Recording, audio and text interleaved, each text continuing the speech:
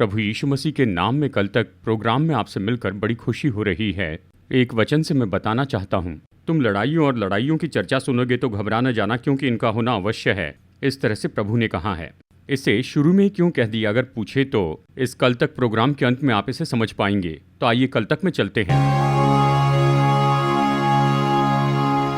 सबसे पहले इस युद्ध के बारे में हम देखेंगे। ये युद्ध अगले स्तर पर जा रहा है, ऐसे हमने कई बार कहा है। ये तो पहला फेल्यूर है, जबकि ये युद्ध यहाँ पर शुरू हुआ है। सबसे महत्वपूर्ण विषय क्या है पूछे तो अचानक ही ट्रम्प चाइना में चले गए। अब जाते समय वो अपने साथ 10 मुख्य बॉस को लेकर गए। उनके साथ में एलॉन मस्क थे, एप्पल के सीईओ थे, ये सबको लेकर गए।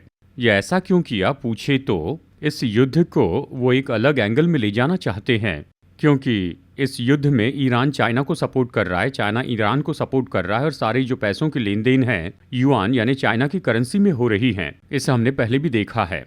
अब इस तरह से जाकर वो किसी भी तरह से हो सके तो स्ट्रेट ऑफ हॉर्मुज को खोल दे, क्योंकि अमेरिका की सबसे बड़ी बड़ी कंपनियां जैसे कि एप्पल और ये सब, उनका 90% काम चाइना कर रहा है। एलन मस्क पूरी दुनिया की सबसे बड़ी टेस्ला कंपनी कहाँ है पूछे तो इसकी फैक्ट्री कहाँ है, ये चाइना में है। इसलिए वहां जाते समय इन सीईओ को साथ में ले गए और इस तरह से कुछ करके ये युद्ध को किसी तरह पोस्टपोन कर दे, इस विषय के लिए वो वहां पर गए। कोई डिप्लोमेट्स लेकर नहीं गए, लेकिन इन बिजनेसमैन को लेकर गए। लेकिन क्या हुआ अगर इसे देखें तो इन्हें बैठाकर चाइना के प्रधानमंत्री ने एक बहुत ही महत्वपूर्ण वाक्य कहा। बहुत कुछ कहा, लेकिन इस युद्ध के बारे में एक बहुत ही महत्वपूर्ण स्टेटमेंट क्या कहा पता है? हर एक साम्राज्य खत्म हो जाता है। चाइना के प्रधानमंत्री ने कहा हर साम्राज्य का अंत होता है। इसी तरह से अमेरिका का अधिकार खत्म होने पर आ गया है। हर साम्राज्य जो खत्म होता है वो युद्ध के साथ खत्म होता है। मैं नहीं सोचता ऐसा होना चाहिए ये कहकर भाषण खत्म किया। युद्ध के साथ ये खत्म होगा, अमेरिका का साम्राज्य खत्म होगा। अब ये युद्ध तो बिल्कुल अगले स्तर पर चला गया और ये तो ट्रंप के लिए बहुत बड़ी असफलता है। वहां से आने के बाद ट्रंप ने कहा पीस डील आखिरी चरण पर है, किसी भी समय युद्ध शुरू हो सकता है, ऐसे कहा। तो युद्ध के लिए डेडलाइन, रेड लाइन, ये सब कह रहे हैं। सब कुछ बिल्कुल तैयार है। तुम लड़ाइयों और लड़ाइयों की चर्चा सुनोगे, विशेष करके यहजकेल 38 और 39, ये दोनों अध्याय कहते हैं। वैसे ही हम युद्ध के अगले स्तर को देख रहे हैं। इसके बीच में इसराइल और हिजबुल्लाह की समस्या बढ़ गई है। लेबनान पर बड़ा हमला किया गया, वहाँ बहुत लोगों की मृत्यु हुई है, ये सब हमने देखा है। अब यहाँ पर युद्ध की परेशानी बढ़ती जा रही। एक तरफ रशिया, यूक्रेन, इनकी समस्या तो बस बढ़ती ही चली जा रही है। इसलिए हर तरफ से अगर देखा जाए तो ये समस्या बढ़ती चली जा रही है। और देखा जाए तो एक महीने में जो खबरें आई हैं उन्हें देखे तो हर एक देश अपने हथियार बढ़ाते जा रहा है। कुछ न्यूक्लियर हथियारों के बारे में कहते हैं, उन सबको टेस्ट करके देख रहे हैं। ये सब हो रहा है। पूरी दुनिया एक बड़े युद्ध की ओर आगे बढ़ रही है। इसके बारे में अपडेट प्रभु की इच्छा हुई तो अगले कल तक प्रोग्राम में देने की कोशिश करूंगा। तो चलिए अब एक और महत्वपूर्ण बात की ओर आगे बढ़ते हैं। अब इसमें पूछे तो अभी ये युद्ध जो इसराइल और ईरान और यूएस, ये युद्ध शुरू होने के बाद अकाल शुरू हो गया है। वचन में अकाल के बारे में लिखा है, तो इसके बाद में अकाल पड़ेगा। 4 बातों के बारे में बाइबल बताती है। युद्ध, तलवार, मैं कह रहा हूँ प्रकाशित वाक्य 6:8। और फिर दूसरी बात हम यहाँ पर देखते हैं वो है अकाल।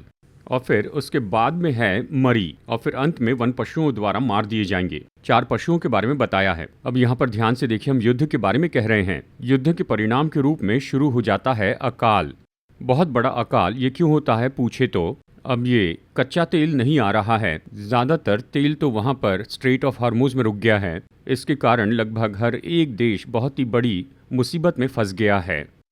इसलिए जो तेल एक बैरल $65 में मिलता था, वो तो बढ़कर अभी 110 या $112 पर पहुंच गया है। और बहुत ही जल्दी जुलाई महीने में ये तो $200 तक जाने की संभावनाएं कहते हैं। केवल भारत में ही देखा जाए तो कल तक ये प्रोग्राम की रिकॉर्डिंग तक 3 बार पेट्रोल के दाम बढ़ाए गए हैं। ये और भी बढ़ेंगे, इस तरह से कहा जा रहा है। ये केवल पेट्रोल और डीजल का दाम बढ़ना ही नहीं है, एक और तेल है जो है एडिबल ऑयल, हमारे जो खाने का तेल है, उसकी भी कीमतें रफ्तार से बढ़ती जाएंगी। अब ये सब कुछ अपने आप ही, इसके कारण रेस्टोरेंट की कीमतें, बाकी सारी खाने की चीज़ों की कीमतें बढ़ती जाएगी। तो ये बहुत बड़ा अकाल है, पूरी दुनिया में पड़ा अकाल है। यदि मैं कुछ कहूँ तो शायद आप अलग तरह से इसे लेंगे। हमारे प्रधानमंत्री अभी इस समय नीदरलैंड, पोलैंड में गए थे। जब वो नीदरलैंड में थे तो उस समय उन्होंने ये बात कही थी, डेकेड ऑफ डिजास्टर। अब देखिए, डेकेड यानी 10 साल, यानी ये तो गरीबी के 10 साल होंगे। पॉवर्टी डिकेड इस तरह से कहा, इसका अर्थ है कोविड, उसके बाद में युद्ध, उसके बाद में वर्तमान की ये तेल की समस्या। इन सब को देखकर उन्होंने कहा अगले जो 10 साल है ये तो बहुत ही गरीबी के 10 साल होंगे। इस तरह उन्होंने कहा। जितने भी बड़े बड़े अर्थशास्त्री हैं वो भी इसी तरह से कह रहे हैं, पैसा कम खर्च कीजिए, इस तरह से बहुत सी बातें हैं। ऐसे बहुत से काम उन्होंने बताए हैं और वो इस तरह से कह रहे हैं हम अकाल की ओर बढ़ रहे हैं। पूरी दुनिया अकाल की ओर आगे बढ़ रही है। अब ये जो अकाल का समय है, हर देश में अलग अलग अकाल है। हमारे लिए जैसे कि तेल और फिर फर्टिलाइजर्स और खाद और एडिबल ऑयल, इस तरह की बहुत सी अकाल पड़े हैं। सऊदी अरेबिया में तेल की समस्या नहीं है पर उन्हें पानी की समस्या है। यानी हर देश में इस तरह की अलग अलग समस्या है। सूडान, इथोपिया, अब देखा तो इथोपिया में लाखों लाख लोगों के पास खाने के लिए नहीं है और वो मरने की दशा में है, इस तरह कहते हैं। सूडान के बारे में हमने देखा है, पूरी दुनिया में अकाल पड़ा है, कीमतें बढ़ रही हैं। जैसे परमेश्वर ने कहा था वो सब हम अपनी आंखों के सामने होते हुए देख रहे हैं। पूरी दुनिया में देखिए, फिर से कह रहा हूँ, पहले भी कहा था, वचन ये कहता है कि इन सब का होना अवश्य है। अब ये युद्ध और अकाल है और इन सब का होना अवश्य है। जिस तरह से बाइबल कहती है कि तुम घबरा न जाना, किस तरह से हम ऐसी परिस्थिति में घबरा नहीं सकते। ये पूछे तो तेल की समस्या है, हमारे यहाँ भोजन की समस्या है और ये तो ऐसे ही बढ़ते चली जा रहा है। ये सूडान और इथोपिया में बुरी दशा में है। अब ध्यान से देखिए, इसी तरह की समस्या जब इस्राएल में आई थी, परमेश्वर ने एलिया से कहा तू सारपत की विधवा के घर जा, उस घर का मैदा और तेल कभी न घटेगा। परमेश्वर हम सभी यही तो कहते हैं, सेम वर्ड्स। जब आप और मैं परमेश्वर की ओर देखते हैं, परमेश्वर पर विश्वास करते हैं, आसपास होने वाली बातों को न देखें, परमेश्वर आपको भोजन देने के लिए सामर्थी हैं। हमारे प्रभु यीशु मसीह ने 6 लाख पुरुषों को जंगल में 40 साल तक भोजन दिया था और निश्चय ही इस युद्ध के बीच में, इस अकाल के बीच में वही आपकी और मेरी देखभाल करेंगे। इसलिए हम कहते हैं कि तैयार हो जाएं। कुछ लोग कह रहे थे कि अकाल नहीं पड़ेगा, लेकिन मैं कहता हूँ पड़ेगा, पर तैयार रहिए। वचन में बताइए बातें अभी समय हो रही हैं। आप घबराइए मत, ये सब दुनिया में होना अवश्य है, लेकिन परमेश्वर हमारी सुरक्षा करेंगे और हमारी सुरक्षा की सामर्थ्य उसमें है। चलिए अंत में एक बहुत ही महत्वपूर्ण बात को हम देखते हैं। फिनिश पार्लियामेंट यानी फिनलैंड की पार्लियामेंट में वचन लेकर उन्होंने सोशल मीडिया में पोस्ट किया था।